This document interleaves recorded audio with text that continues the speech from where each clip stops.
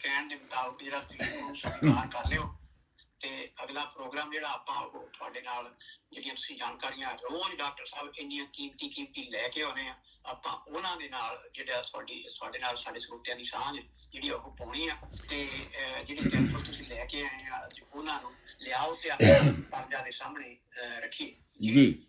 ਜੀ ਮੈਂ ਸਾਹਿਬ, ਮੈਂ ਹਾਜ਼ਰ ਹਾਂ। ਤੁਹਾਨੂੰ ਤੇ ਤੁਹਾਡੇ ਸਾਰੇ ਹੀ ਸਰੋਤਿਆਂ ਨੂੰ, ਸੁਣਨ ਵਾਲਿਆਂ ਨੂੰ ਬਹੁਤ ਨਿੱਘੀ ਪਿਆਰ ਭਰੀ ਸਤਿ ਸ਼੍ਰੀ ਅਕਾਲ ਜੀ।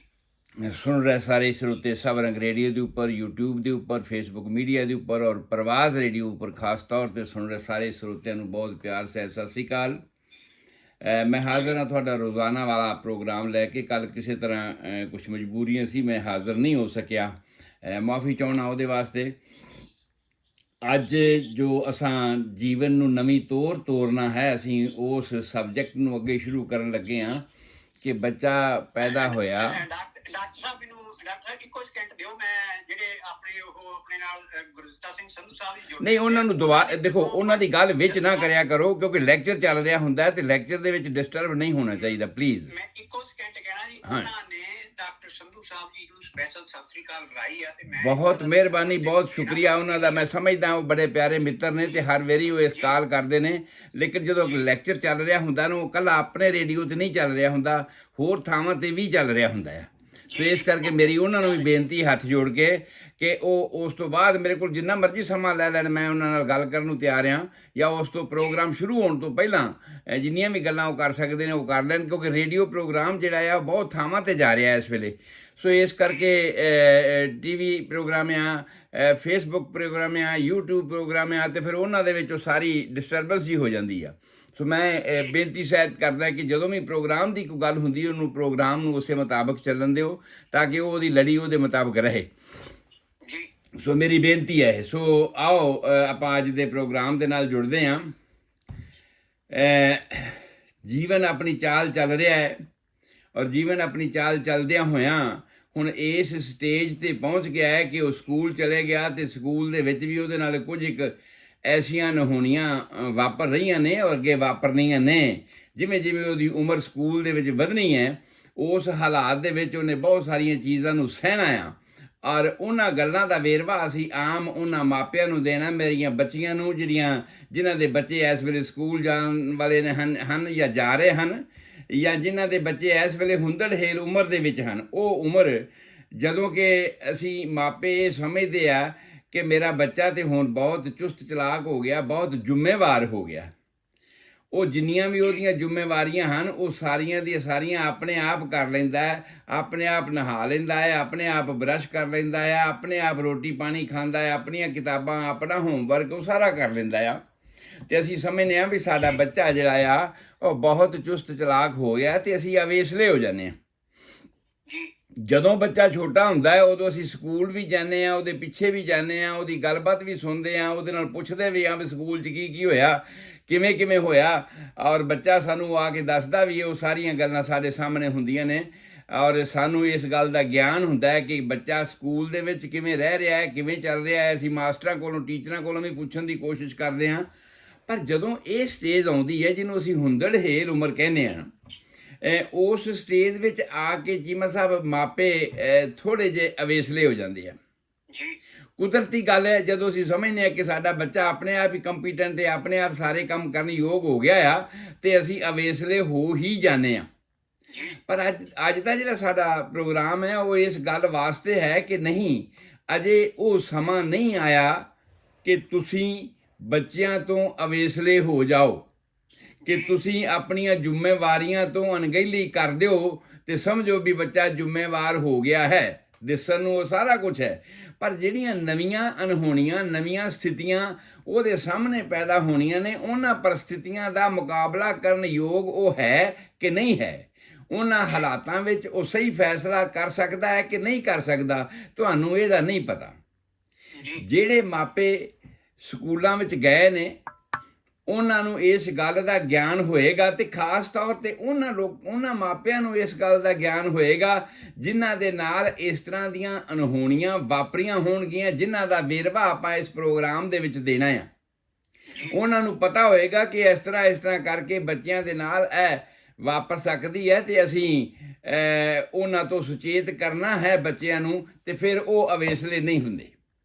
ਜੀ ਸੋ ਮੈਂ ਗੱਲ ਕਰਨ ਲੱਗਿਆ ਹਾਂ ਇਸ ਹੁੰਦੜ-ਹੇਲ ਉਮਰ ਦੇ ਵਿੱਚ ਆਉਣ ਵਾਲੀਆਂ ਬਿਮਾਰੀਆਂ ਦੀ। ਇਸ ਹੁੰਦੜ-ਹੇਲ ਉਮਰ ਨੂੰ ਅਸੀਂ 3 ਭਾਗਾਂ 'ਚ ਵੰਡ ਕੇ ਵੇਖ ਸਕਦੇ ਹਾਂ। ਜੀ ਇੱਕ ਭਾਗ ਤੇ ਅਸੀਂ ਇਹ ਕਹਿ ਲਈਏ ਕਿ 10 ਤੋਂ 14 ਸਾਲ ਦੀ ਉਮਰ ਦਾ ਭਾਗ ਹੈ। ਜੀ ਜਦੋਂ ਕਿ ਤੁਸੀਂ ਬੱਚੇ ਨੂੰ ਸਿਰਫ ਇਹ ਸਮਝ ਲਿਆ ਕਿ ਉਹ ਆਪਦੀਆਂ ਜ਼ਿੰਮੇਵਾਰੀਆਂ ਸੰਭਾਲਣ ਯੋਗ ਹੋ ਗਿਆ, ਪਰ ਉਹ ਹੁਣ ਮਿਡਲ ਸਕੂਲ ਵਿੱਚ ਪਹੁੰਚ ਗਿਆ, ਔਰ ਮਿਡਲ ਸਕੂਲ ਦੇ ਵਿੱਚ ਉਹਦੀਆਂ ਸੁਸਾਇਟੀਆਂ, ਜਿੰਨਾ ਜਿੰਨਾ ਤੁਸੀਂ ਗੈਪ ਪਾਉਂਦੇ ਹੋ ਨਾ, ਜਿੰਨਾ ਜਿੰਨਾ ਤੁਸੀਂ ਅਵੇਸਲੇ ਹੁੰਦੇ ਹੋ ਨਾ, ਉਹਨਾਂ ਉਹ ਗੈਪ ਭਰਨ ਵਾਸਤੇ ਬੱਚੇ ਨੂੰ ਸੁਸਾਇਟੀ ਮਿਲ ਰਹੀ ਹੈ। ਜੀ ਇਸ ਉਮਰ ਵਿੱਚ ਆ ਕੇ ਤੁਸੀਂ ਵੇਖੋ, ਅਮਰੀਕਾ ਦੇ, ਇੰਡੀਆ ਦੀ ਗੱਲ ਤੇ ਮੈਂ ਨਹੀਂ ਕਹਿ ਸਕਦਾ ਇਸ ਵੇਲੇ ਦੀ, ਪਰ ਅਮਰੀਕਾ ਦੇ ਵਿੱਚ ਜਾਂ ਵੈਸਟਰਨ ਕੰਟਰੀ ਦੇ ਵਿੱਚ ਬੱਚੇ ਪਹਿਲਾਂ ਫੋਨ ਨੂੰ ਭਾਲਦੇ ਕਿ ਸਾਨੂੰ ਫੋਨ ਮਿਲ ਜਾਵੇ, ਔਰ ਉਹ ਫੋਨ ਲੈ ਕੇ ਆਪਣੇ ਮਿੱਤਰਾਂ ਨਾਲ, ਦੋਸਤਾਂ ਨਾਲ ਸਕੂਲੋਂ ਆ ਕੇ ਫਿਰ ਦੁਬਾਰਾ ਉਹੀ ਇਨ ਟੱਚ ਰਹਿਣਾ ਸ਼ੁਰੂ ਕਰ ਦਿੰਦੇ ਆ। ਇਹ ਗੱਲ ਕਹਿਣ ਤੋਂ ਭਾਵ ਮੇਰਾ ਇਹ ਆ ਕਿ ਉਸ ਵੇਲੇ ਬੱਚੇ ਬਹੁਤਾ ਸਮਾਂ ਤੁਹਾਡੇ ਨਾਲ ਨਹੀਂ, ਬਾਹਰ ਦੀ ਸੁਸਾਇਟੀ ਨਾਲ ਬਿਤਾਉਂਦੇ ਆ, ਜੀ ਔਰ ਜਦੋਂ ਬਾਹਰ ਦੀ ਸੁਸਾਇਟੀ ਨਾਲ ਬਿਤਾਉਂਦੇ ਆ ਉਸ ਵੇਲੇ ਉਹਨਾਂ ਦਾ ਲਿੰਕ ਤੁਹਾਡੇ ਨਾਲ ਘਟਦਾ ਜਾਂਦਾ ਆ।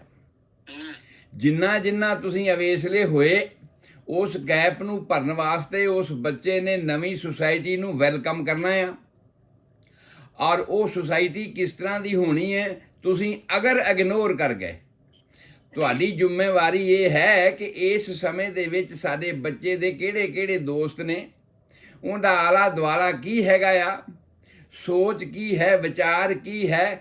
ਤੁਹਾਨੂੰ ਫਿਰ ਵੀ ਇਹ ਵੇਖਣ ਦੀ ਲੋੜ ਹੈ 11 ਤੋਂ 14 ਸਾਲ ਦੀ ਉਮਰ ਦੇ ਵਿੱਚ ਕਿ ਮੇਰੇ ਬੱਚੇ ਨੂੰ ਹੋਮਵਰਕ ਕੀ ਮਿਲਿਆ ਆ, ਟੀਚਰਾਂ ਨੇ ਕੀ ਨੋਟਸ ਭੇਜੇ ਨੇ, ਔਰ ਇਹਦੀਆਂ ਹਰਕਤਾਂ, ਇਹਦੀਆਂ ਕਾਰਵਾਈਆਂ ਸਕੂਲ ਦੇ ਵਿੱਚ ਕੀ ਨੇ। ਉਹਦੇ ਮੁਤਾਬਕ ਬੱਚੇ ਨੂੰ ਗਾਈਡ ਕਰਨਾ ਤੇ ਆਪਣਾ ਪੱਖ, ਅਜੇ ਆਪਣਾ ਜਿਹੜਾ ਹਿੱਸਾ ਹੈ ਉਹਦੇ ਨਾਲ ਅਟੈਚ ਰਹਿਣ ਦਾ ਉਹਨੂੰ ਨਾ ਛੱਡਣਾ, ਇਹ ਬਹੁਤ ਜ਼ਰੂਰੀ ਹੈ।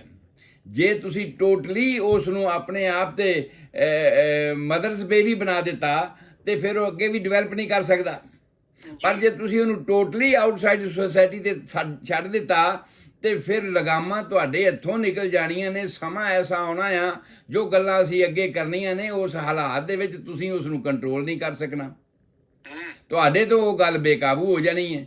ਇਸ ਕਰਕੇ ਇਹ ਬਹੁਤ ਜ਼ਰੂਰੀ ਆ ਕਿ 11 ਤੋਂ 14 ਸਾਲ ਦੀ ਜਿਹੜੀ ਪਹਿਲਾ ਸਟੈਪ ਹੈ ਹੁੰਦੜ-ਹੇਲ ਉਮਰ ਦਾ, ਅਸੀਂ ਆਮ ਤੌਰ 'ਤੇ ਇਸ ਹੁੰਦੜ-ਹੇਲ ਉਮਰ ਨੂੰ 11 ਤੋਂ ਲੈ ਕੇ ਤੇ 21 ਸਾਲ ਦੀ ਉਮਰ ਤੱਕ ਗਿਣਦੇ ਹਾਂ।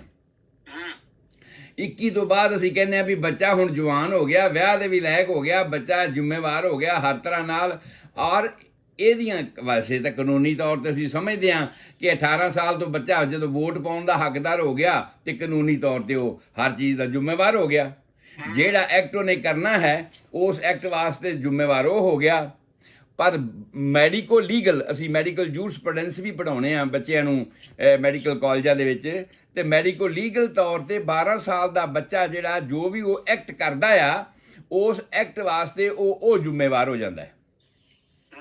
ਸੋ 12 ਸਾਲ ਦੀ ਉਮਰ ਸਾਡੇ ਵਾਸਤੇ ਮੈਡੀਕੋ ਲੀਗਲ ਤੌਰ 'ਤੇ ਇਹ ਪਹਿਲੇ ਹੁੰਦੜ-ਹੇਲ ਦੇ ਸਟੈਪ ਵਿੱਚ ਆਉਂਦੀ ਹੈ, ਪਰ ਅਸੀਂ ਇਹਨੂੰ 12 ਤੋਂ 14 ਸਾਲ ਤੱਕ ਜੇ ਤੁਸੀਂ ਨਿਗਰਾਨੀ ਰੱਖੀ ਹੋਈ ਹੈ ਬੱਚੇ ਦੀ, ਜੇ ਤੁਸੀਂ ਪਰਵਰਿਸ਼ ਸਹੀ ਕੀਤੀ, ਬੱਚੇ ਨੂੰ ਪੂਰੀ ਤਰ੍ਹਾਂ ਗਾਈਡ ਕਰ ਰਹੇ ਹੋ, ਤੇ ਫਿਰ ਤੁਹਾਡਾ ਬੱਚਾ ਇਹਨਾਂ ਹੋਣ ਵਾਲੀਆਂ ਘਟਨਾਵਾਂ ਤੋਂ ਬਚ ਜਾਏਗਾ ਜਿਨ੍ਹਾਂ ਦਾ ਅੱਗੇ ਅਸੀਂ ਜ਼ਿਕਰ ਕਰਨਾ ਹੈ। ਉਸ ਤੋਂ ਦੂਸਰਾ ਸਟੈਪ ਜਿਹੜਾ 14 ਤੋਂ 18 ਸਾਲ ਦੀ ਉਮਰ ਦਾ ਹੈ, 14 ਤੋਂ 18 ਸਾਲ ਦੀ ਉਮਰ ਦਾ ਉਹ ਉਮਰ ਦਾ ਫੇਜ਼ ਹੈ ਜਿਸ ਉਮਰ ਦੇ ਫੇਜ਼ ਵਿੱਚ ਕੁਦਰਤ ਦੇ ਜਿੰਨੇ ਚੱਲਣ ਵਾਲੇ ਨਵੇਂ ਸਿਸਟਮ ਹਨ, ਜਿਹਨੂੰ ਅਸੀਂ ਪਿਊਬਰਟੀ ਕਹਿੰਦੇ ਹਾਂ, ਸਰੀਰ ਦੇ ਵਿੱਚ ਆਉਣ ਵਾਲੀਆਂ ਜਿੰਨੀਆਂ ਤਬਦੀਲੀਆਂ ਹਨ, ਵਿਜ਼ੀਬਲ ਤਬਦੀਲੀਆਂ, ਉਹ ਸਾਰੀਆਂ ਆਉਣ ਲੱਗ ਜਾਂਦੀਆਂ ਨੇ। ਉਹਨਾਂ ਦਾ ਸਰਕਲ ਆਪਣੇ ਆਪ ਸ਼ੁਰੂ ਹੋ ਜਾਂਦਾ ਹੈ।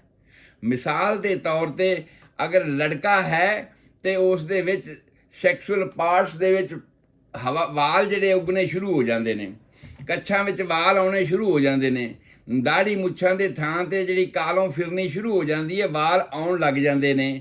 ਇਹ ਇਸ ਉਮਰ ਦਾ ਇਹ ਸੰਕੇਤ ਹੈ ਕਿ ਕੁਦਰਤ ਨੇ ਜੋ ਅੱਗੇ ਇਸ ਸਰੀਰ ਨਾਲ ਕਰਨਾ ਹੈ ਉਹਦਾ ਚਾਲੂ ਹੋ ਗਿਆ, ਕੁਦਰਤ ਵੱਲੋਂ ਸਿਗਨਲ ਹੋ ਗਿਆ ਆ। ਇਸੇ ਤਰ੍ਹਾਂ ਹੀ ਜਿਹੜੀਆਂ ਬੱਚੀਆਂ ਹਨ, ਉਹਨਾਂ ਬੱਚੀਆਂ ਦੇ ਵਿੱਚ ਬੇਸ਼ੱਕ ਅਸੀਂ ਇਹ ਕਹਿੰਦੇ ਹਾਂ ਕਿ ਬੱਚਿਆਂ ਨੂੰ ਆਮ ਤੌਰ ਤੇ ਲੜਕੀਆਂ ਨੂੰ 11 ਸਾਲ ਦੀ ਉਮਰ ਤੋਂ ਬਾਅਦ ਮੈਂਸਸ ਆਉਣ ਦੀ ਸੰਭਾਵਨਾ ਹੁੰਦੀ ਹੈ ਤੇ ਕਈਆਂ ਨੂੰ ਪ੍ਰੀ ਪੈਬਰਟੀ ਸਿੰਡਰਮ ਵੀ ਹੁੰਦਾ ਆ। ਪ੍ਰੀ ਪੈਬਰਟੀ ਸਿੰਡਰਮ ਅਸੀਂ ਚੀਮਾ ਸਾਹਿਬ ਉਹਨੂੰ ਕਹਿੰਦੇ ਹਾਂ ਕਿ ਇੱਕ ਨਿਰਧਾਰਤ ਏਜ ਹੈ, ਇੱਕ ਐਵਰੇਜ ਏਜ ਹੈ ਹਰ ਬੱਚੇ ਬੱਚੀ ਦੀ, ਜਿਹਦੇ ਵਿੱਚ ਉਹਦੇ ਸਾਰੇ ਸੈਕਸੁਅਲ ਆਰਗਨ ਜੀਵਨ ਤੋਂ ਜੀਵਨ ਪੈਦਾ ਕਰਨ ਦੀ ਕਿਰਿਆ ਦੇ ਵਿੱਚ ਆ ਜਾਂਦੇ ਆ, ਉਹਨਾਂ ਦੀ ਸ਼ੁਰੂਆਤ ਹੋ ਜਾਂਦੀ ਹੈ। ਪਰ ਜੇ ਉਹ ਸ਼ੁਰੂਆਤ ਦੇ ਹਾਲਾਤ ਵਿੱਚ ਅਸੀਂ ਉਸ ਗੱਲ ਨੂੰ ਨਹੀਂ ਸੰਭਾਲਿਆ, ਲੜਕੀ ਦੇ ਤੌਰ ਤੇ ਖਾਸ ਤੌਰ ਤੇ ਗੱਲ ਹੋ ਰਹੀ, ਲੜਕੇ ਦੀ ਗੱਲ ਆਪਾਂ ਕਰ ਚੁੱਕੇ ਹਾਂ, ਲੜਕੀ ਦੇ ਤੌਰ ਤੇ ਜਦੋਂ ਇਹ ਗੱਲ ਨਹੀਂ ਹੁੰਦੀ ਤਾਂ ਉਸ ਵੇਲੇ ਬਹੁਤ ਸਾਰੇ ਹੋਰ ਬਖੇੜੇ ਖੜੇ ਹੋ ਜਾਂਦੇ ਨੇ ਜਿਨ੍ਹਾਂ ਨੂੰ ਸੰਭਾਲਣਾ ਬਹੁਤ ਮੁਸ਼ਕਲ ਹੋ ਜਾਂਦਾ ਆ। ਉਸ ਤੋਂ ਬਾਅਦ ਇਹ 14 ਤੋਂ 18 ਸਾਲ ਦੀ ਉਮਰ ਦੇ ਵਿੱਚ ਇਹ ਜਿਹੜੇ ਸੈਕੰਡਰੀ ਸੈਕਸ ਕਰੈਕਟਰਸ ਨੇ ਜਾਂ ਹੁੰਦੜਹੇਰ ਉਮਰ ਦੀਆਂ ਜਵਾਨੀ ਵਿੱਚ ਪੈਰ ਰੱਖਣ ਵਾਲੀਆਂ ਨਿਸ਼ਾਨੀਆਂ ਹਨ, ਇਹ ਸਾਰੀਆਂ ਦੀਆਂ ਸਾਰੀਆਂ ਨਿਸ਼ਾਨੀਆਂ ਜਿਹੜੀਆਂ ਨੇ ਉਸ ਵੇਲੇ ਸ਼ੁਰੂ ਹੋ ਚੁੱਕੀਆਂ ਹੁੰਦੀਆਂ ਨੇ। ਔਰ ਇਸ ਨਿਸ਼ਾਨੀਆਂ ਦੇ ਵਿੱਚ ਸਰੀਰ ਦੀ ਬਣਤਰ ਵਿੱਚ ਫਰਕ ਆਉਂਦਾ ਆ, ਸਰੀਰ ਦੇ ਵਿੱਚ ਨਵੇਂ ਆਯਾਮ ਸ਼ੁਰੂ ਹੋ ਜਾਂਦੇ ਨੇ। ਜਿਵੇਂ ਲੜਕੀ ਦੇ ਵਿੱਚ ਮਾਸਿਕ ਧਰਮ ਸ਼ੁਰੂ ਹੁੰਦਾ ਹੈ, ਬੱਚਿਆਂ ਦੇ ਵਿੱਚ ਜਿਹੜੇ ਲੜਕਿਆਂ ਦੇ ਵਿੱਚ ਜਿਹੜਾ ਹੈ ਵੀਰਸ ਦੀ ਪ੍ਰੋਡਕਸ਼ਨ ਹੋਣੀ ਸ਼ੁਰੂ ਹੋ ਜਾਂਦੀ ਹੈ। ਪਰ ਅਜੇ ਇਹ 14 ਤੋਂ 18 ਸਾਲ ਦੀ ਉਮਰ ਉਹ ਹੈ, ਉਹ ਅਵੇਸਲੇਪਣ ਦੀ ਹੈ ਕਿ ਜਿਹਨੂੰ ਆਪਣੇ ਐਕਟ ਦਾ ਪਤਾ ਨਹੀਂ, ਜਿਹਨੂੰ ਇਹ ਨਹੀਂ ਪਤਾ ਕਿ ਇਹ ਜਿਹੜੀਆਂ ਕਾਰਵਾਈਆਂ ਮੇਰੀ ਮਾਨਸਿਕ ਪਰਿਸਥਿਤੀ 'ਚ ਹੋ ਰਹੀਆਂ ਨੇ, ਇਹ ਜਿਹੜੀਆਂ ਕਾਰਵਾਈਆਂ ਮੇਰੇ ਸਰੀਰ ਦੇ ਵਿੱਚ ਤਬਦੀਲੀ ਲਿਆ ਰਹੀਆਂ ਨੇ, ਉਹਨਾਂ ਤਬਦੀਲੀਆਂ ਦਾ ਮੇਰੇ ਉੱਪਰ ਅਸਰ ਕੀ ਹੋਏਗਾ। ਅਗਰ ਮੈਂ ਇਹਨਾਂ ਦਾ ਮਿਸਯੂਜ਼ ਕਰ ਲਿਆ, ਅਗਰ ਮੈਂ ਇਹਨਾਂ ਨੂੰ ਨਾ ਸਮਝਿਆ, ਇਹਨਾਂ ਬਾਰੇ ਕੋਈ ਗਾਈਡੈਂਸ ਅਸੀਂ ਨਾ ਦਿੱਤੀ, ਤਾਂ ਉਸ ਵੇਲੇ ਇਹਦੇ ਬਹੁਤ ਭਿਆਨਕ ਸੁੱਟੇ ਨਿਕਲ ਸਕਦੇ ਨੇ, ਜਿਨ੍ਹਾਂ ਨੂੰ ਕਈ ਵਾਰ ਜ਼ਿੰਦਗੀ ਭਰ ਭੁਗਤਣਾ ਪੈਂਦਾ ਆ ਤੇ ਕਈ ਵਾਰ ਜ਼ਿੰਦਗੀ ਨਾਲ ਭੁਗਤਣਾ ਪੈਂਦਾ ਆ। ਸੋ ਇਹ ਸਾਰੀ ਗੱਲ, ਚੀਮਾ ਸਾਹਿਬ ਤੁਸੀਂ ਹਾਜ਼ਰ ਹੋ ਨਾ? ਹੈਲੋ, ਹਾਂਜੀ ਹਾਂਜੀ, ਮੈਂ ਸਮਝਦਾ ਸੀ ਸ਼ਾਇਦ ਤੁਸੀਂ ਹਾਜ਼ਰ ਨਹੀਂ ਹੋ। ਸੋ ਇਹ ਜਿਹੜੇ ਸੰਕੇਤ ਹਨ, 14 ਤੋਂ 18 ਸਾਲ ਦੀ ਉਮਰ ਵਿੱਚ ਮਾਪਿਆਂ ਨੂੰ ਹੋਰ ਸੁਚੇਤ ਹੋ ਜਾਣ ਦੀ ਲੋੜ ਹੈ। ਔਰ ਲੋੜ ਹੈ ਖਾਸ ਤੌਰ ਤੇ ਲੜਕੀ ਦੇ ਹਾਲਾਤ ਵਿੱਚ ਉਸ ਨੂੰ ਇਹ ਸਮਝਾਉਣਾ ਕਿ ਇਹ ਮਾਸਿਕ ਧਰਮ ਕਿਰਿਆ ਕੀ ਹੈ, ਇਹਦੇ ਅੱਗੇ ਇਫੈਕਟ ਕੀ ਹੋ ਸਕਦੇ ਨੇ, ਇਹਨੂੰ ਸੰਭਾਲਣਾ ਕਿਵੇਂ ਆ, ਜੇ ਇਹਦੇ ਵਿੱਚ ਕੋਈ ਦਰਦਾਂ ਤਕਲੀਫਾਂ ਹੋ ਰਹੀਆਂ ਨੇ ਤੇ ਉਹਦੇ ਪਿੱਛੇ ਕਾਰਨ ਕੀ ਹੈ, ਜਿਹੜਾ ਅਸੀਂ ਆਮ ਤੌਰ ਤੇ ਇਹਨਾਂ ਪ੍ਰੋਗਰਾਮਾਂ ਦੇ ਵਿੱਚ ਦੱਸ ਚੁੱਕੇ ਹਾਂ ਕਿ ਦਰਦ ਕਿਉਂ ਹੁੰਦੀ ਹੈ, ਮਾਸਿਕ ਧਰਮ ਅੱਗੇ ਪਿੱਛੇ ਕਿਉਂ ਹੁੰਦਾ ਹੈ। ਇਹ ਸਾਰੀਆਂ ਗੱਲਾਂ ਅਸੀਂ ਡਿਟੇਲ ਦੇ ਵਿੱਚ ਇਹਨਾਂ ਪ੍ਰੋਗਰਾਮਾਂ ਦੇ ਵਿੱਚ ਦੱਸ ਚੁੱਕੇ ਹਾਂ। ਸੋ ਮਾਪਿਆਂ ਨੂੰ ਉਸ ਸੰਬੰਧ 'ਚ ਸੁਚੇਤ ਹੋਣ ਦੀ ਲੋੜ ਹੈ। ਪਰ ਫਿਰ ਵੀ ਅਗਰ ਕਿਸੇ ਮਾਪੇ ਦਾ ਬੱਚਾ 14 ਤੋਂ 18 ਸਾਲ ਦੀ ਉਮਰ ਵਿੱਚ ਹੈ ਜਾਂ 21 ਸਾਲ ਦੀ ਉਮਰ ਵਿੱਚ ਹੈ ਤੇ ਉਹ ਕੋਈ ਰਾਏ ਲੈਣੀ ਚਾਹੁੰਦੇ ਹੈ ਤੇ ਉਹ ਮੇਰੇ ਨਾਲ ਫੋਨ ਤੇ ਵੀ ਗੱਲ ਕਰ ਸਕਦੇ ਨੇ, ਈਮੇਲ ਭੇਜ ਕੇ ਵੀ ਮੇਰੇ ਕੋਲੋਂ ਇਸ ਬਾਰੇ ਰਾਏ ਲੈ ਸਕਦੇ ਨੇ ਕਿ ਇਸ ਸਮੇਂ ਦੇ ਵਿੱਚ ਮਾਪਿਆਂ ਦੀ ਕੀ ਜ਼ਿੰਮੇਵਾਰੀ ਬਣਦੀ ਹੈ, ਬੱਚਿਆਂ ਨੂੰ ਸੰਭਾਲਣ ਵਾਸਤੇ ਉਹਨਾਂ ਨੂੰ ਕੀ ਕਰਨਾ ਚਾਹੀਦਾ ਹੈ।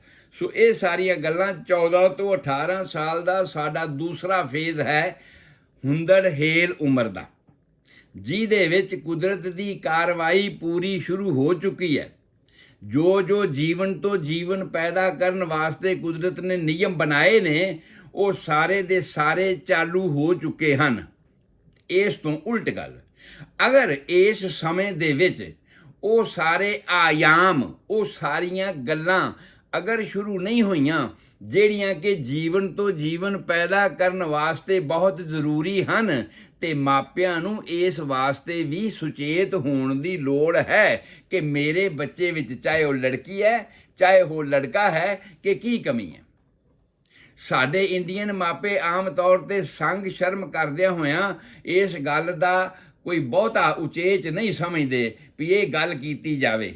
ਪਰ ਮੈਂ ਇਹ ਸਮਝਦਾ ਹਾਂ ਕਿ ਅੱਜ ਕੱਲ੍ਹ ਦੇ ਮਾਡਰਨ ਜ਼ਮਾਨੇ ਦੇ ਵਿੱਚ ਜਿਹੜੀਆਂ ਗੱਲਾਂ ਸਾਡੇ ਬੱਚਿਆਂ ਨੂੰ ਜਾਂ ਸਾਡੇ ਆਉਣ ਵਾਲੇ ਜੀਵਨ ਨੂੰ ਭੁਗਤਣੀਆਂ ਪੈਂਦੀਆਂ ਨੇ, ਉਹਨਾਂ ਨੂੰ ਮੱਦੇਨਜ਼ਰ ਰੱਖਦਿਆਂ ਹੋਇਆਂ ਇਹ ਬਹੁਤ ਜ਼ਰੂਰੀ ਹੈ, ਚਾਹੇ ਉਹਨਾਂ ਦੇ ਟੀਚਰ ਉਹਨਾਂ ਨੂੰ ਗਾਈਡ ਕਰਨ, ਚਾਹੇ ਉਹਨਾਂ ਦੇ ਸੁਚੇਤ ਮਾਪੇ ਉਹਨਾਂ ਨੂੰ ਗਾਈਡ ਕਰਨ। ਇਹ ਬਹੁਤ ਜ਼ਰੂਰੀ ਹੈ ਕਿ ਉਹਨਾਂ ਨੂੰ ਇਹ ਸਮਝਾਇਆ ਜਾਵੇ ਕਿ ਤੁਹਾਡੇ ਸਰੀਰ ਦੇ ਵਿੱਚ ਇਹ ਜਿਹੜੀਆਂ ਤਬਦੀਲੀਆਂ ਹੋ ਰਹੀਆਂ ਨੇ ਬੇਟਾ ਜਾਂ ਬੇਟੀ, ਇਹਨਾਂ ਨੂੰ ਸੰਭਾਲਣਾ ਬਹੁਤ ਜ਼ਰੂਰੀ ਹੈ। ਇਹਨਾਂ ਦੇ ਵਿੱਚ ਆ ਕਿਰਿਆਵਾਂ ਹੋ ਸਕਦੀਆਂ ਨੇ, ਆ ਸਾਈਡ ਇਫੈਕਟ ਵੀ ਹੋ ਸਕਦੇ ਨੇ, ਔਰ ਇਸ ਨੂੰ ਸੰਭਾਲਣ ਵਾਸਤੇ ਤੁਹਾਨੂੰ ਮਾਨਸਿਕ ਤੌਰ ਤੇ ਕਿੰਨਾ ਸੁਚੇਤ ਹੋਣ ਦੀ ਲੋੜ ਹੈ।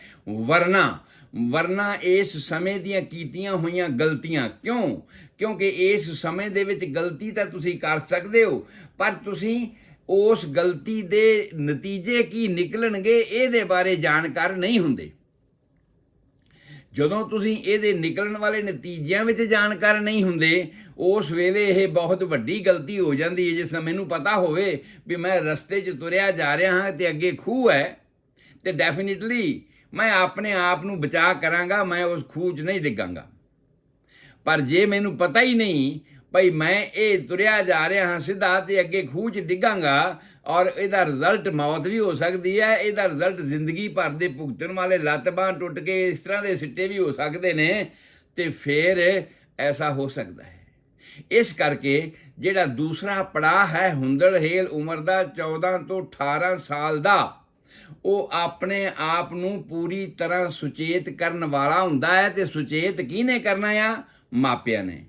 ਸੁਚੇਤ ਕਿਹਨੇ ਕਰਨਾ ਆ? ਗਾਈਡ ਨੇ, ਤੁਹਾਡੇ ਟੀਚਰ ਨੇ, ਤੁਹਾਡੇ ਗਾਈਡ ਨੇ। ਇਸ ਕਰਕੇ ਅੱਜ ਕੱਲ੍ਹ ਸਕੂਲਾਂ 'ਚ ਵੀ ਇਹ ਲਾਜ਼ਮੀ ਕਰ ਦਿੱਤਾ ਹੈ ਕਿ ਸੈਕਸ ਐਜੂਕੇਸ਼ਨ ਦਿੱਤੀ ਜਾਵੇ, ਕਿਉਂਕਿ ਸਾਰੀਆਂ ਗੱਲਾਂ ਸੈਕਸ ਦੇ ਨਾਲ ਸੰਬੰਧਿਤ ਨੇ। ਤੇ ਸੈਕਸ ਐਜੂਕੇਸ਼ਨ ਇਸ ਹਿਸਾਬ ਤੇ ਉਸ ਲੈਵਲ ਤੱਕ, ਜਿਹੜੇ ਲੈਵਲ ਤੱਕ ਜ਼ਰੂਰੀ ਹੈ 14 ਤੋਂ 18 ਸਾਲ ਦੇ ਬੱਚਿਆਂ ਨੂੰ ਦੇਣੀ ਚਾਹੀਦੀ ਹੈ। ਮੈਂ ਇਸ ਹੱਕ ਦੇ ਵਿੱਚ ਹਾਂ, ਔਰ ਉਹਨਾਂ ਨੂੰ ਗਾਈਡ ਕਰਨਾ ਚਾਹੀਦਾ ਆ।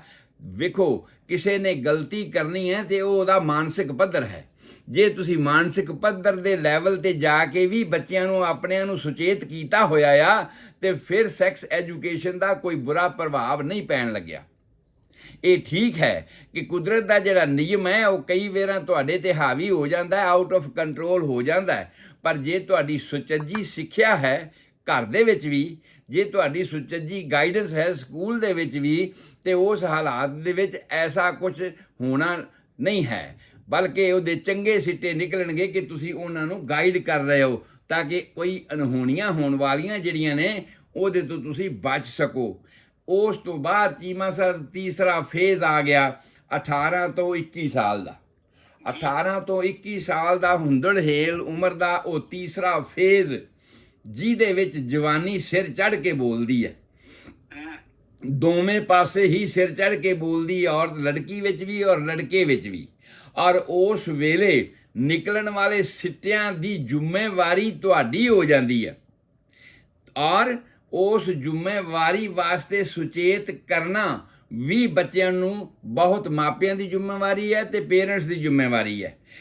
ਮੈਂ ਸਮਝਦਾ ਕਿ ਮੇਰਾ ਲੜਕਾ ਜਦੋਂ ਹਾਈ ਸਕੂਲ 'ਚ ਜਾਂਦਾ ਸੀ ਤੇ ਉਹਨੂੰ ਉਹਨਾਂ ਨੇ ਇੱਕ ਛੋਟਾ ਜਿਹਾ ਬੱਚਾ ਦੇ ਦਿੱਤਾ, ਰਬੜ ਦਾ ਬਣਿਆ ਹੋਇਆ, ਉਹਦੇ 'ਚ ਇੱਕ ਅਲਾਰਮ ਲੱਗਿਆ ਹੋਇਆ ਸੀ, ਔਰ ਉਹ ਅਲਾਰਮ ਲੱਗਿਆ ਹੋਇਆ ਸੀਗਾ ਤੇ ਉਹਨੂੰ ਇਹ ਸਮਝਾਉਣ ਵਾਸਤੇ ਕਿ ਭਾਈ ਇਸ ਉਮਰ ਦੀ ਜਿਹੜੀ ਇਹ ਕਿਰਿਆ ਹੈ, ਇਹਦੇ ਸਿੱਟੇ ਇੰਨਾ ਕੁਝ ਤੁਹਾਨੂੰ ਭੁਗਤਣਾ ਪੈ ਸਕਦਾ ਹੈ, ਇੰਨੀਆਂ ਵੱਡੀਆਂ ਜ਼ਿੰਮੇਵਾਰੀਆਂ ਤੁਹਾਨੂੰ ਸੰਭਾਲਣੀਆਂ ਪੈ ਸਕਦੀਆਂ ਨੇ ਜੇ ਤੁਸੀਂ ਗਲਤੀ ਕੀਤੀ। ਤੇ ਜੇ ਉਸ ਗਲਤੀ ਦਾ ਨਤੀਜਾ ਬੱਚੇ ਦੇ ਵਿੱਚ ਨਿਕਲਿਆ ਤੇ ਉਸ ਬੱਚੇ ਦੀਆਂ ਜ਼ਿੰਮੇਵਾਰੀਆਂ ਕਿਵੇਂ ਸੰਭਾਲਣੀਆਂ ਪੈਣਗੀਆਂ। ਉਹ ਮੇਰਾ ਲੜਕਾ ਜਿਹੜਾ ਸੀ ਉਹਨੂੰ ਘਰ ਲੈ ਕੇ ਆ ਗਿਆ, ਔਰ ਘਰ ਲਿਆ ਕੇ ਉਸ ਨੂੰ ਹਰ 2-2 ਘੰਟੇ ਬਾਅਦ ਅਲਾਰਮ ਵੱਜਦਾ ਸੀ।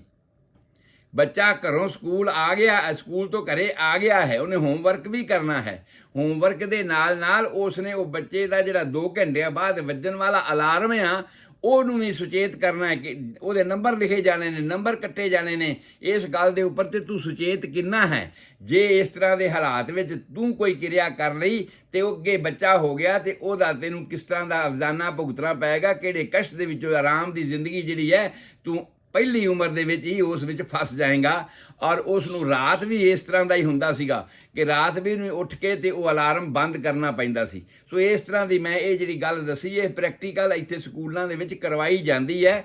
ਤੇ ਇਸ ਵਾਸਤੇ ਸਾਡੇ ਮਾਪਿਆਂ ਨੂੰ ਖਾਸ ਤੌਰ ਤੇ ਸਾਨੂੰ ਬਹੁਤ ਅਚੰਭਾ ਲੱਗਦਾ ਸੀਗਾ। ਮੈਂ ਕਿਉਂਕਿ ਮੈਡੀਕਲ ਡਾਕਟਰ ਹਾਂ, ਇਸ ਕਰਕੇ ਮੈਨੂੰ ਇਸ ਗੱਲ ਦਾ ਬਹੁਤਾ ਨਹੀਂ ਲੱਗਦਾ ਅਚੰਭਾ ਕਿ ਇਹ ਨਾਰਮਲ ਰੂਟੀਨ ਵਾਲੀਆਂ ਗੱਲਾਂ ਨੇ ਔਰ ਮੈਂ ਇਹ ਗੱਲਾਂ ਪੜ੍ਹਦਾ ਪੜ੍ਹਾਉਂਦਾ ਆ ਰਿਹਾ ਸਾਂ, ਇਸ ਕਰਕੇ ਬਹੁਤਾ ਅਚੰਭਾ ਨਹੀਂ ਸੀ। ਪਰ ਸਾਡੇ ਮਾਪੇ ਜਿਹੜੇ ਇਸ ਤਰ੍ਹਾਂ ਦੇ ਹਾਲਾਤ ਤੋਂ ਜਾਣੂ ਨਹੀਂ ਹਨ, ਉਹਨਾਂ ਵਾਸਤੇ ਬੜੀ ਇਹ ਅਚੰਭੇ ਵਾਲੀ ਗੱਲ ਹੈ ਚੀਮਾ ਸਾਹਿਬ, ਕਿ ਜੇ ਤੁਹਾਨੂੰ ਸਕੂਲੋਂ ਕੋਈ ਬੱਚਾ ਦੇ ਦੇਵੇ ਛੋਟਾ ਜਿਹਾ ਰਬੜ ਦਾ ਬਣਿਆ ਹੋਇਆ ਤੇ ਉਹਨੂੰ ਅਲਾਰਮ ਲੱਗਿਆ ਹੋਵੇ ਔਰ ਉਹ ਅਲਾਰਮ ਹਰ 2 ਘੰਟਿਆਂ ਬਾਅਦ ਬੋਲੇ ਔਰ ਤੁਹਾਡੇ ਬੱਚੇ ਨੇ ਹੋਮਵਰਕ ਵੀ ਕਰਨਾ ਹੈ ਤੇ ਰਾਤ ਉੱਠ ਕੇ ਉਸ ਅਲਾਰਮ ਨੂੰ ਬੰਦ ਵੀ ਕਰਨਾ ਹੈ। ਸੋ ਇਹ ਬੜੀ ਜੇ ਸੋਚ ਕੇ ਦੇਖੋ ਤੇ ਬੜੀ ਅਜੀਬ ਗੱਲ ਹੋ ਜਾਂਦੀ। ਸੋ ਇਹ ਫੇਜ਼ ਹੈ 18 ਤੋਂ 21 ਸਾਲ ਦਾ, ਜਦੋਂ ਜੋਬਨ ਤੁਹਾਡਾ ਪੂਰਾ ਜਵਾਨੀ ਤੁਹਾਡੀ ਸਿਰ ਚੜ੍ਹ ਕੇ ਬੋਲ ਰਹੀ ਹੈ ਔਰ ਜੀਵਨ ਆਪਣੀ ਰਫ਼ਤਾਰ ਤੇ ਆਪਣੀ ਸਪੀਡ ਤੇ ਪੂਰੀ ਤਰ੍ਹਾਂ ਦੌੜਨ ਲੱਗ ਗਿਆ ਹੈ। ਇਸ ਨੂੰ ਅਸੀਂ ਕਹਿੰਦੇ ਹਾਂ ਪਿਬਰਟੀ ਸਿੰਡਰਮ। ਪ੍ਰੀ ਪਬਰਟੀ ਨਹੀਂ, ਹੁਣ ਪ੍ਰੀ ਪਬਰਟੀ ਵਾਲੇ ਸਮੇਂ 'ਚੋਂ ਤੁਸੀਂ ਲੰਘ ਗਏ, ਪ੍ਰੀ ਪਬਰਟੀ ਸਿੰਡਰਮ। ਹੁਣ ਆਓ ਇਸ ਹਾਲਾਤ ਵਿੱਚ ਹੋ ਕੀ ਸਕਦਾ ਹੈ। ਉਸ ਹਾਲਾਤ ਦੇ ਵਿੱਚ ਜਿਹੜੀ ਸੁਸਾਇਟੀ ਦੇ ਨਾਲ ਤੁਹਾਡੇ ਬੱਚੇ ਦਾ ਸੰਬੰਧ ਹੈ, ਜਦੋਂ ਤੁਸੀਂ ਗੈਪ ਪਾਇਆ, ਜਦੋਂ ਤੁਸੀਂ ਬੱਚੇ ਵੱਲੋਂ ਅਵੇਸਲੇ ਹੋਏ, ਉਦੋਂ ਦੂਸਰੇ ਚੀਜ਼ ਨੇ ਆ ਕੇ ਉਹ ਥਾਂ ਦਾ ਉਹ ਗੈਪ ਭਰਨਾ ਆ ਔਰ ਉਹ ਸੁਸਾਇਟੀ ਕਿਸ ਟਾਈਪ ਦੀ ਹੋਵੇਗੀ ਤੁਸੀਂ ਨਹੀਂ ਜਾਣਦੇ। ਇਸ ਉਮਰ ਦੇ ਵਿੱਚ ਆ ਕੇ ਤੁਹਾਡਾ ਹੱਕ, ਤੁਹਾਡਾ ਫਰਜ਼ ਇਹ ਬਣਦਾ ਆ ਕਿ ਤੁਸੀਂ ਆਪਣੇ ਬੱਚੇ ਦੀ ਸੁਸਾਇਟੀ ਵੇਖੋ ਕਿ ਉਹ ਕਿਹੜੀ ਤਰ੍ਹਾਂ ਦੀ ਸੁਸਾਇਟੀ ਹੈ ਜਿਹਦੇ ਵਿੱਚ ਉਹ ਵਿਚਰ ਰਿਹਾ ਹੈ, ਤਾਂ ਕਿ ਮੇਰੇ ਬੱਚੇ ਨੂੰ ਗਲਤ ਗਾਈਡ ਕਰਨ ਵਾਲੀ ਸੁਸਾਇਟੀ ਤਾਂ ਨਹੀਂ ਹੈ, ਕਿਤੇ ਉਹ ਹੋਰ ਪਾਸੇ ਤਾਂ ਨਹੀਂ ਵਹਿ ਜਾਏਗਾ। ਕਿਉਂਕਿ 18 ਤੋਂ 21 ਸਾਲ ਦੇ ਕਾਲਜਾਂ ਸਕੂਲਾਂ ਦੇ ਬੱਚੇ ਮੈਂ ਦੇਖਦਾ ਆਮ ਤੌਰ ਤੇ ਜ਼ਿਆਦਾ ਵਿਗੜੇ ਹੁੰਦੇ ਆ, ਜ਼ਿਆਦਾ ਐਕਸੀਡੈਂਟ ਇਹਨਾਂ ਇਸ ਉਮਰ ਦੇ ਵਿੱਚ ਹੁੰਦੇ ਆ। ਦੂਸਰਾ, ਜ਼ਿਆਦਾ ਸੁਸਾਈਡ, ਹੁਣ ਤੱਕ ਦਾ ਡਾਟਾ ਇਹ ਦੱਸਦਾ ਚੀਮਾ ਸਾਹਿਬ ਕਿ ਜ਼ਿਆਦਾ ਸੁਸਾਈਡ ਜਿਹੜੇ ਨੇ ਉਹ ਆਤਮ ਹੱਤਿਆ ਦੇ ਕੇਸ ਉਹ ਵੀ ਇਸ ਉਮਰ ਦੇ ਵਿੱਚ ਹੁੰਦੇ ਨੇ। ਉਹਦਾ ਕਾਰਨ ਇਹ ਹੁੰਦਾ ਆ ਕਿ ਸ਼ਰਮ ਦੇ ਮਾਰੇ ਬੱਚਾ ਨਾ ਤਾਂ ਮਾਪਿਆਂ ਨਾਲ ਗੱਲ ਕਰ ਸਕਦਾ ਆ, ਨਾ ਮਾਪੇ ਹੀ ਉਸ ਨੂੰ ਪੁੱਛਦੇ ਆ ਤੇ ਮਾਪਿਆਂ ਨੇ ਹੀ ਉਸ ਨੂੰ ਵਾਰ-ਵਾਰ ਪੁੱਛ ਕੇ ਤੇ ਉਹਦੀ ਸਥਿਤੀ ਤੋਂ ਜਾਣੂ ਹੋਇਆ ਹੁੰਦਾ ਆ। ਬਾਹਰ ਦੀ ਸੁਸਾਇਟੀ ਨੇ ਜਿਵੇਂ ਉਹਨੂੰ ਗਾਈਡ ਕੀਤਾ, ਉਸ ਸੁਸਾਇਟੀ ਦੇ ਮੁਤਾਬਕ ਉਹ ਚੱਲ ਰਿਹਾ ਹੈ ਔਰ ਉਹਦੇ ਸਿੱਟੇ ਉਹਦੇ ਸਾਹਮਣੇ ਆ ਗਏ ਔਰ ਉਹ ਭਿਆਨਕ ਨੇ, ਉਹ ਸਹਿਣਯੋਗ ਨਹੀਂ। ਉਹਨੂੰ ਇਹ ਨਹੀਂ ਲੱਗਦਾ ਹੁਣ ਮੈਂ ਇਹਦੇ ਵਿੱਚੋਂ ਨਿਕਲਾਂਗਾ ਕਿਵੇਂ, ਇਹਦੇ ਬਚਾਅ ਦਾ ਸਾਧਨ ਕੀ ਹੈ। ਤੋ ਇਸ ਹਾਲਾਤ ਦੇ ਵਿੱਚ ਜਿਹੜਾ ਡਾਟਾ ਸਾਨੂੰ ਦੱਸਦਾ ਹੈ ਨੈਸ਼ਨਲ, ਉਹ ਡਾਟਾ ਇਹ ਦੱਸਦਾ ਆ ਕਿ ਭਾਈ ਇਸ ਉਮਰ ਦੇ ਵਿੱਚ ਸੁਸਾਈਡਸ ਜ਼ਿਆਦਾ ਹੁੰਦੇ ਆ, ਆਤਮ ਹੱਤਿਆਵਾਂ ਦੇ ਕੇਸ ਜ਼ਿਆਦਾ ਹੁੰਦੇ ਹੈ। ਤਾਂ ਮਾਪਿਆਂ ਨੂੰ ਅਸੀਂ ਇਹ ਸੁਚੇਤ ਕਰਨਾ ਚਾਹੁੰਦੇ ਹਾਂ, ਖਾਸ ਕਰ ਜਿਹੜੀ ਮੇਰੀ ਕਮਿਊਨਿਟੀ ਹੈਗੀ ਹੈ, ਕਿਉਂਕਿ ਸਾਡਾ ਧਾਰਮਿਕ ਸੈਟਅਪ ਹੈ, ਸਾਡੇ ਪਰਿਵਾਰਾਂ ਦਾ ਧਾਰਮਿਕ ਸੈਟਅਪ, ਔਰ ਧਾਰਮਿਕ ਸੈਟਅਪ ਦੇ ਵਿੱਚ ਜੋ ਗੱਲਾਂ ਚੀਜ਼ਾਂ ਅਸੀਂ ਪਿਉਂਦ ਕਰਦੇ ਹਾਂ, ਉਹ ਕੋਸ਼ਿਸ਼ ਤੇ ਸਾਡੀ ਇਹੀ ਹੁੰਦੀ ਹੈ। ਪਰ ਜਦੋਂ ਬੱਚੇ ਨਵੀਂ ਸੁਸਾਇਟੀ ਵਿੱਚ ਆਉਂਦੇ ਆ, ਇਸ ਜਿਹੜੇ ਖਾਸ ਤੌਰ ਤੇ ਬੱਚੇ ਇੱਥੇ ਪੈਦਾ ਹੋਏ ਆ, ਅਮਰੀਕਾ ਦੇ ਵਿੱਚ ਜਿਹੜੇ ਬੱਚੇ ਪੈਦਾ ਹੋਏ ਨੇ, ਉਹਨਾਂ ਨੇ ਪਹਿਲੇ ਦਿਨ ਤੋਂ ਹੀ ਇੱਕ ਨਵੀਂ ਸੁਸਾਇਟੀ ਸਕੂਲਾਂ ਦੇ ਵਿੱਚ ਗ੍ਰਹਿਣ ਕੀਤੀ ਹੈ ਔਰ ਉਹਨਾਂ ਦਾ ਜ਼ਿਆਦਾ ਅਸਰ ਸਾਡੇ ਤੇ ਹੁੰਦਾ ਆ, ਸਾਡੇ ਬੱਚਿਆਂ ਤੇ ਹੁੰਦਾ ਆ, ਜਿਸ ਕਰਕੇ ਇਹ ਬੱਚੇ ਇਸ ਹਾਲਾਤ ਵਿੱਚ ਆ ਕੇ ਪੰਜਾਬੀ ਦਾ ਲਫ਼ਜ਼ ਹੈ ਵਿਗੜ ਜਾਣਾ, ਕਿ ਵਿਗੜ ਜਾਂਦੇ ਆ ਬੱਚੇ, ਕਿਉਂਕਿ ਵਿਗੜ ਜਾਂਦੇ ਆ। ਜੋ ਸਾਡਾ ਧਾਰਮਿਕ ਸੈਟਅਪ ਹੈ, ਪਰਿਵਾਰਕ ਸੈਟਅਪ ਹੈ, ਉਹ ਸੈਟਅਪ ਨਹੀਂ ਰਹਿੰਦਾ। ਜੇ ਉਹ ਨਹੀਂ ਰਹਿੰਦਾ ਤੇ ਇਹਦਾ ਮਤਲਬ ਵਿਗੜ ਗਿਆ ਹੈ ਔਰ ਉਸ ਨੂੰ ਸੰਭਾਲਣਾ ਕਈ ਵਾਰ ਮਾਪਿਆਂ ਦੇ ਵੱਸ ਦੀ ਗੱਲ ਵੀ ਨਹੀਂ ਰਹਿ ਜਾਂਦੀ। ਹੁਣ ਅੱਜ ਦੀ ਜਿਹੜੀ ਗੱਲ ਆਪਾਂ ਕਰਨੀ ਸੀ ਕਿ ਸਭ ਤੋਂ ਪਹਿਲਾ ਅਟੈਕ, ਸਭ ਤੋਂ ਪਹਿਲੀ ਮਜਬੂਰੀ ਬੱਚੇ ਦੇ ਸਾਹਮਣੇ ਕੀ ਆਉਂਦੀ ਹੈ। ਇਹ ਸਧਾਰਨ ਗੱਲ ਹੈ, ਕਿਸ ਕਰ ਲੈਣਾ, ਆਪੋਜ਼ਿਟ ਸੈਕਸ ਨੂੰ ਕਿਸ ਕਰ ਲੈਣਾ, ਹੱਗ ਕਰ ਲੈਣਾ, ਇਹ ਤੇ ਇੱਥੋਂ ਦਾ ਰੂਟੀਨ ਆ। ਇਹਨੂੰ ਅਸੀਂ ਇਲੀਗਲ ਵੀ ਨਹੀਂ ਸਮਝਦੇ ਔਰ ਇਸ ਇਲੀਗਲ ਹਾਲਾਤ ਨੂੰ, ਐਕਚੁਅਲੀ ਇਲੀਗਲ ਹਾਲਾਤ ਨੂੰ, ਕਿਉਂਕਿ ਜਿਹੜਾ ਹਾਲਾਤ ਸਾਨੂੰ ਤਕਲੀਫ ਦੇਵੇ, ਜਿਹੜੀ ਚੀਜ਼ ਸਾਨੂੰ ਤਕਲੀਫ ਦੇਵੇ, ਸਾਡੇ ਵਾਸਤੇ ਮਜਬੂਰੀ ਬਣ ਜਾਵੇ, ਉਸ ਹਾਲਾਤ ਨੂੰ ਅਸੀਂ ਸਹੀ ਨਹੀਂ ਕਹਿ ਸਕਦੇ। ਔਰ ਉਸ ਸਹੀ ਨਹੀਂ ਕਹਿਣ ਦਾ ਮਤਲਬ ਇਹ ਆ ਕਿ ਉਹਦਾ ਕੋਈ ਨਾ ਕੋਈ ਐਸਾ ਬੁਰਾ ਸਿੱਟਾ ਹੈ ਜਿਹੜਾ ਸਾਨੂੰ ਭੁਗਤਣਾ ਪਏਗਾ। ਉਹਦੀ ਗੱਲ ਮੈਂ ਕਰ ਰਿਹਾ ਹਾਂ। ਸਟਾਰਟ ਕਰ ਰਹੇ ਅਸੀਂ ਇਸ ਨੂੰ, ਇਸ ਫੇਜ਼ ਨੂੰ ਸਟਾਰਟ ਕਰ ਰਹੇ ਹਾਂ ਕਿ ਹੁੰਦੜ ਹੇਲ ਉਮਰ ਦੇ ਵਿੱਚ ਕੀ ਕੀ ਹੋਣਾ, ਕਿਸ ਤਰ੍ਹਾਂ ਹੋਣਾ ਹੈ। ਸੋ ਪਹਿਲੀ ਗੱਲ ਉਹਦੇ ਵਿੱਚ ਜੋ ਹੋ ਸਕਦਾ ਹੈ ਉਹ ਹੈ HP ਵਾਇਰਸ, ਹਿਊਮਨ ਪੈਪੀਲੋਮਾ ਵਾਇਰਸ।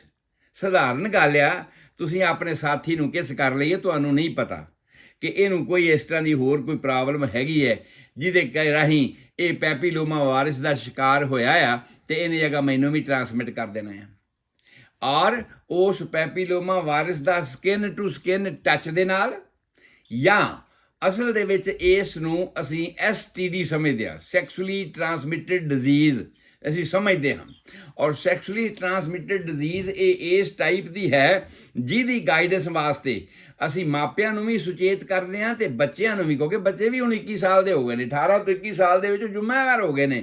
ਉਹਨਾਂ ਨੂੰ ਇਹ ਸਮਝਣ ਦੀ ਜ਼ਰੂਰਤ ਆ ਕਿ ਜੇ ਬੱਚੀਆਂ ਹਨ, ਜੇ ਲੜਕੀਆਂ ਹਨ, ਤੇ ਉਹ ਪੈਪ ਸਮੀਅਰ ਟੈਸਟ ਆਪਣਾ ਜ਼ਰੂਰ ਕਰਵਾਉਣ।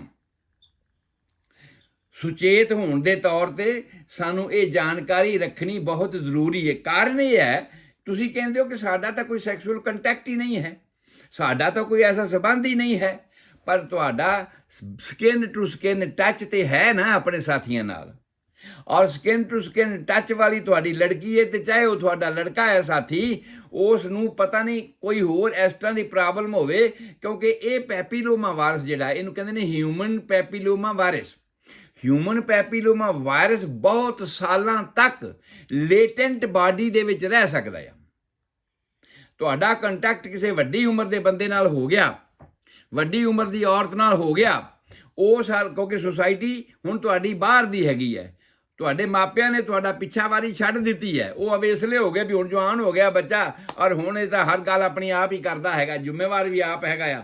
ਉਸ ਹਾਲਾਤ ਦੇ ਵਿੱਚ ਅਗਰ ਤੁਸੀਂ ਇਹਨਾਂ ਗੱਲਾਂ ਤੋਂ ਅਵੇਸਲੇ ਹੋ ਗਏ ਤੇ ਤੁਹਾਨੂੰ ਇਹ ਜਾਣਨ ਦੀ ਲੋੜ ਆ। ਮੈਂ ਉਹ ਨਿਸ਼ਾਨੀਆਂ ਦੱਸਣੀਆਂ ਨੇ ਜਿਹੜੀਆਂ ਤੁਹਾਨੂੰ ਇਹ ਜਾਣਨੀਆਂ ਬੜੀਆਂ ਜ਼ਰੂਰੀ ਹੈਗੀਆਂ ਨੇ ਕਿ ਇਸ ਹਾਲਾਤ ਦੇ ਵਿੱਚ ਤੁਸੀਂ ਸੁਚੇਤ ਕਿਵੇਂ ਰਹਿਣਾ ਹੈ।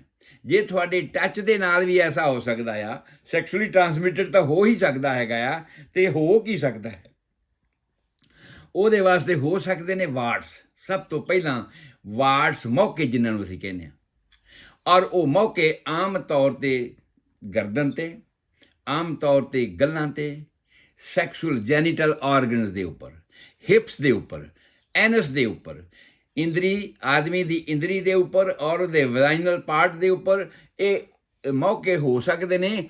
ਔਰ ਮਾੜੀ ਗੱਲ ਇਹ ਆ ਕਿ ਔਰਤ ਦੇ ਵਜਾਈਨਲ ਏਰੀਏ ਦੇ ਵਿੱਚ ਸਰਵਿਕਸ ਦੇ ਉੱਪਰ ਵੀ ਇਹ ਮੌਕੇ ਹੋ ਸਕਦੇ ਹੈ।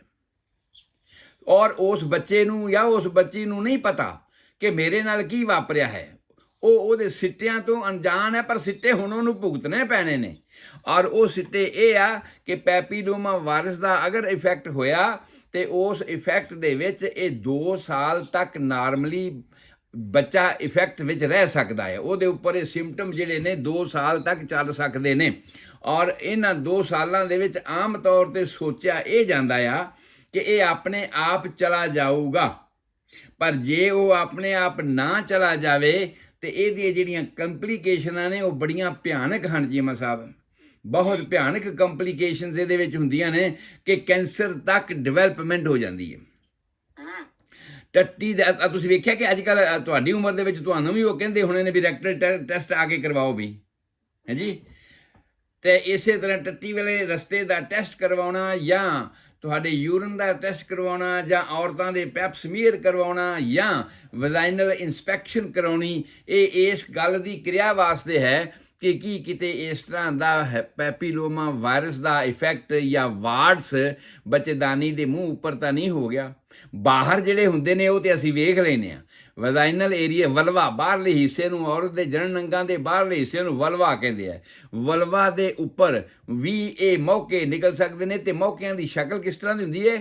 ਕਾਲੀਫਲਾਵਰ ਲਾਈਕ, ਗੋਭੀ ਦਾ ਫੁੱਲ ਜਿਵੇਂ ਹੁੰਦਾ ਆ, ਵਿੱਚੋਂ ਚੀਰੇ ਚੀਰੇ ਜੀ ਤੇ ਅਲੱਗ-ਅਲੱਗ ਪੀਸ ਜਿਵੇਂ ਜੁੜੇ ਹੁੰਦੇ ਨੇ, ਇਸ ਤਰ੍ਹਾਂ ਦਾ ਕਰਕੇ ਕਾਲੀਫਲਾਵਰ ਵਰਗੇ ਇਹ ਮੌਕੇ ਹੁੰਦੇ ਨੇ।